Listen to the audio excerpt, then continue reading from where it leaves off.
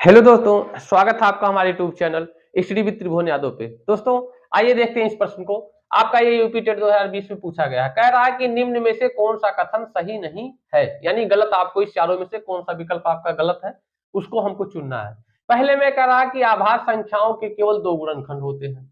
तो हम लोग जानते हैं कि कोई भी आपकी आभाज्य संख्या हो उसके केवल कितने गुणनखंड होते हैं? दो। जैसे हमने ले लिया आभाज्य संख्या 5। अब इसके कितने गुणनखंड मतलब हो सकते हैं? 5 गुणे 1 या मतलब 1 गुणे 5। ठीक, कितने गुणनखंड? यानी 1 होगा 5 होगा। ठीक, इसको आप ऐसे लिख सकते हैं। यानी मतलब ये वाला विकल्प आपका ये सही हुआ कि कोई भी आभाज्य संख्या है उसके केवल कितने गुणनखंड है?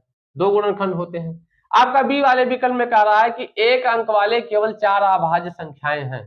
तो एक अंक की कितनी आभाज्य संख्याएं? हम लोग जानते हैं कि सबसे छोटी आभाज्य संख्या आपकी 2, 3, 5, 7। ठीक, इसके बाद आपकी 11 आएगी तो 11 आपकी क्या हो जाएगी?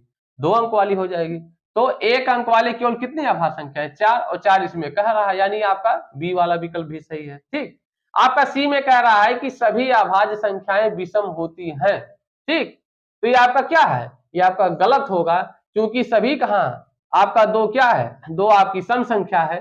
तो सभी मतलब आभाज्य संख्याएं कहां विषम संख्या हुई? ये आपका ये सी वाला विकल्प यानी गलत है। और आपका गलत पूछा था, यानी कौन सा विकल्प? आपका सी विकल्प सही हो जाएगा। डी में कह रहा है कि आभाज्य संख्याएं अपरिमित रूप से मतलब अनेक होती हैं। यानी तो आभाज्य संख्या ढेर सारी होती है, अनेक होती है। अपरिमित, उसकी कोई सीमा थोड़ी है, अपरिमित है। ठीक, यानी ये वाला मतलब ये वाला विकल्प भी आपका सही है। ठीक, तो उम्मीद करते हैं ये प्रश्न आपको पसंद आया होगा। यदि ऐसे प्रश्न आप रोजाना हमारे चैनल पर देखना चाहते हैं तो हमारे चैनल को लाइक करें, सब्सक्राइब करें। धन्यवाद दोस्तों।